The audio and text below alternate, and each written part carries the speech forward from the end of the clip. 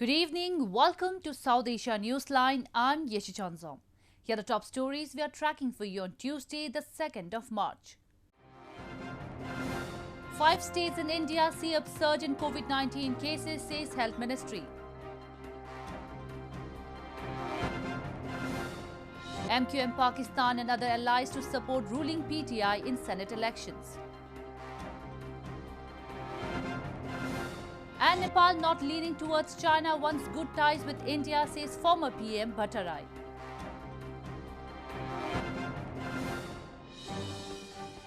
And now for all the details.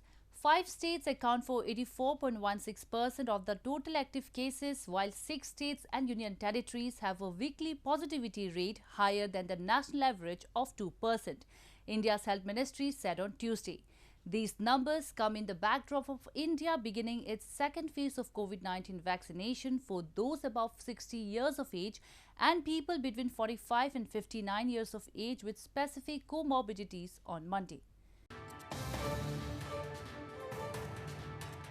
India's Health Ministry on Tuesday said at the current overall case positivity rate of 5.11% suggests the COVID-19 pandemic is close to being under control. Reviewing the COVID-19 situation in the country, the Health Ministry said that although certain states are witnessing surge in active virus infections, India's active cases are less than 2% and recoveries over 97%. Maharashtra, Kerala, Punjab, Tamil Nadu and Gujarat states are witnessing an upsurge in daily new COVID-19 cases, and the Indian government has advised these states to be cautious about the rising numbers. India on Tuesday recorded 12,286 fresh coronavirus cases, pushing the infection tally to 11,124,527. These numbers come in the backdrop of India beginning its second phase of COVID-19 vaccination for those above 60 years of age and people between 45 and 59 years of age with specific comorbidities on Monday. अधिकांश cases 2 राज्यों में हैं। महाराष्ट्र में लगभग 79,000, 78,825 और केरला में 48,000. They together contribute 75% of the active cases. Earlier in the day, India's Health Minister Dr. Harshvardhan along with his wife received the first dose of the coronavirus vaccine at a hospital in Indian capital. He appealed people to be vaccinated. India's Health Ministry on Tuesday morning said over 14.8 million beneficiaries have been vaccinated across the country since the beginning of the vaccination drive on January 16. A power failure that crippled India's financial capital of Mumbai last October could have been a case of cyber sabotage by China, a minister said on Monday. This came after a report released by US-based cybersecurity firm suggested that the Chinese cyber campaign targeted India's power grid months after troops of India and China clashed in Himalayan region of Ladakh in June. India's Western Maharashtra State's Interior Minister Anil Deshmukh on Monday said China might have allegedly introduced malware into the electrical infrastructure that resulted in a massive power outage in its capital Mumbai in October last year, a day after New York Times cited a report claiming the same. A grid failure caused a widespread power outage for nearly 12 hours in India's financial capital and surrounding areas on October 12, 2020, a rare occurrence that disrupted train services, online college exams and mobile telephone services in the city of 20 million. Following the grid failure, preliminary inquiry reports said the failure was caused due to technical problems. In its report, US-based Recorded Future cybersecurity firm has alleged China's intrusion in Mumbai's electrical infrastructure. Deshmukh said they will investigate it further. American जो firm है recorded future network analysis company, इनका report एक उन्होंने जारी किया है और ये रिपोर्ट में उन्होंने बोला है, ये रिपोर्ट में उनका कहना है कि शायद चाइना ने मुंबई के इलेक्ट्रिकल इंफ्रास्ट्रक्चर में मॉलवेयर को इंट्रोड्यूस किया हो, मॉलवेयर मीन वायरस को इंट्रोड्यूस किया हो इस प्रकार का प्रयास दिखता है। Relations between nuclear-armed China and India soared last June when 20 Indian and 4 Chinese soldiers were killed in a Himalayan border fight. Recent talks have eased the tension. In news from Pakistan, all major coalition partners including MQMP and GDA have reaffirmed their loyalty to Pakistan Tehreek-e-Insaf-led government in the Senate elections scheduled to be held on Wednesday. This comes as opposition Pakistan People's Party leader Bilawal Bhutto Zardari had offered the federal ministers from MQMP to join its alliance in order to fight against PM Imran Khan government in the polls.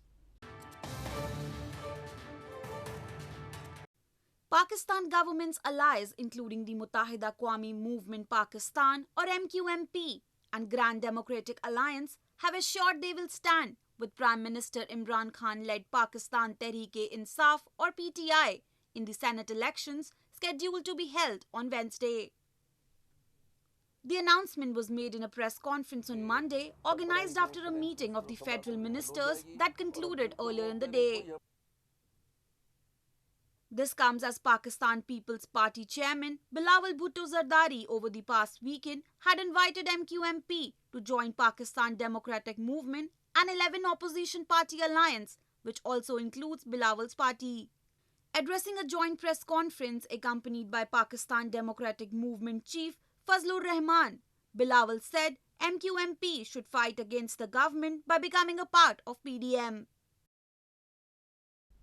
Moving on, Pakistan is accused of systematically repressing and marginalizing Baloch people.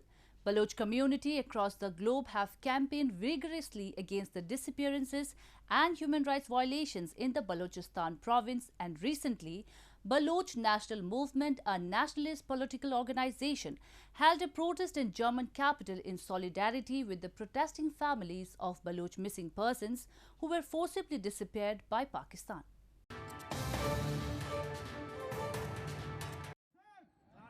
The BNM Baloch National Movement on Sunday held a protest in Berlin, the capital of Germany, in solidarity with the protesting families of Baloch missing persons who were forcibly disappeared by Pakistan. During the protest, pamphlets on missing Baloch were distributed and locals were informed about the worst human rights violations in Balochistan carried out by Pakistani security forces, where thousands of Baloch political and social activists became the victims of enforced disappearances. There is a continuous genocide of the Baloch nation which is carried out by Pakistan. Since the annexation of Balochistan at the barrel of gun by Pakistani army. And one of the worst human right violation which is being happened in Balochistan, that is the enforcement disappearances of the Baloch people. Pakistan, which has illegally occupied Balochistan since 1948, has been accused of systematically repressing and marginalizing Baloch people. The protesters have time and again called the United Nations and the international community to intervene in the matter and to live up to their mandate and commitments without any hindrance and political pressure, and made Pakistan and its genocidal policies in Balochistan and Sindh. In news from Nepal, Nepal's President Bidya Devi Bhandari had summoned the session of the House of Representatives on March 7, days after the Supreme Court reinstated the lower house in a landmark verdict. The cabinet, led by Prime Minister KP Sharma Oli on Monday, recommended the resumption of the House session as per the directives from the Supreme Court. The presidential order to summon the House meeting follows the Supreme Court's decision to overturn Prime Minister KP Sharma Oli's move to dissolve the House on December 20. The Apex Court last week annulled Oli government's unconstitutional decision to dissolve the lower house of the parliament. The court had ordered the government to summon the House session within the next 13 days.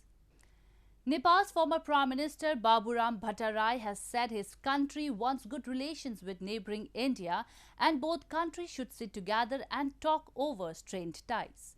India and Nepal's ties were affected last year after Prime Minister KP Sharma Oli, allegedly under China's political influence, endorsed a new map of his country, which included areas disputed with India.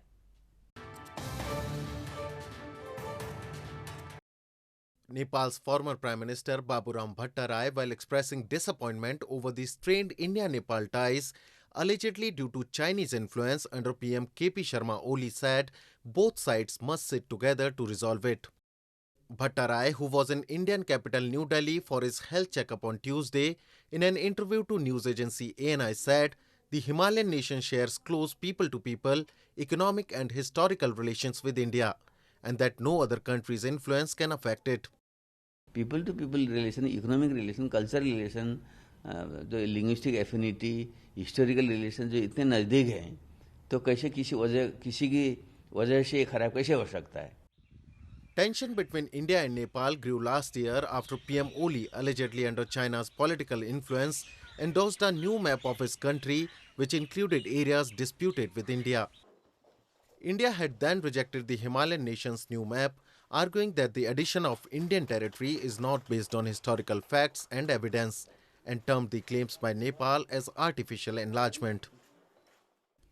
Breaking cultural barriers in a partially conservative Afghan society, 25-year-old Malalai Mobariz has opened a coffee shop which is fast gaining popularity in Afghanistan's Jozjan province. She said it was not easy, but she overcame challenges through resilience, hard work and courage.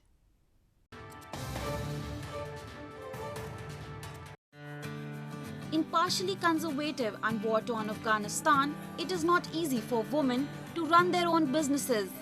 But Malalai Mobariz is among a handful of women who confronted the challenges and has opened a coffee shop in the country's northern Shibargan city.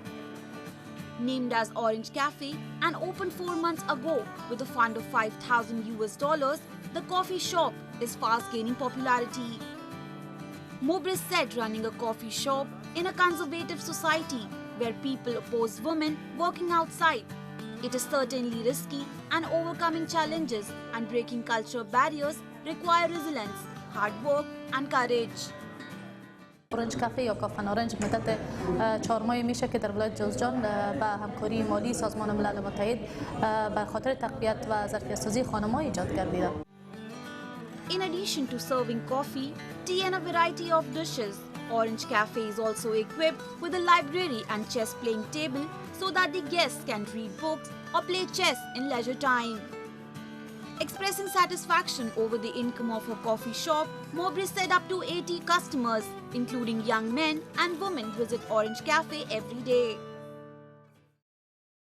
Scores of Hindus on Tuesday offered prayers outside temples to mark the festival of Angarki Sankashti Chaturthi, as only limited number of devotees were allowed inside the place of worship amid coronavirus restrictions in India's Maharashtra state. The festival dedicated to Lord Ganesha is celebrated with a lot of fervour every year. However, the pandemic seemed to have dampened the spirit.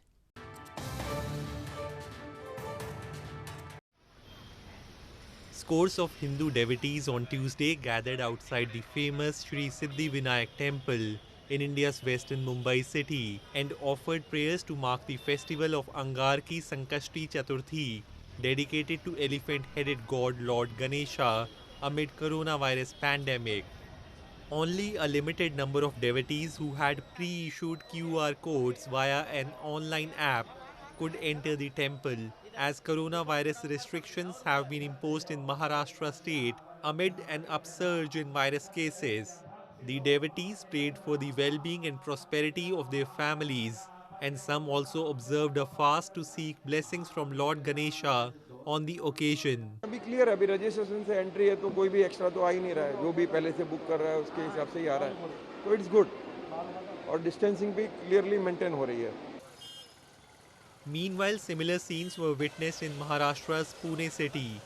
Angarki Sankashti Chaturthi is a day in the lunar month of the Hindu calendar dedicated to Lord Ganesha. The festival is usually celebrated with a lot of fervour. However, the pandemic seemed to have dampened the spirit this year. Well, that's all we have for you from South Asia this evening. Now our viewers can watch the show on SouthAsiaNewsline.com. You can also visit us on Facebook.com/AsAsiaNewsline and follow us on Twitter @AsAsiaNewsline. That's all in tonight's edition. We will see you same time tomorrow. Good night.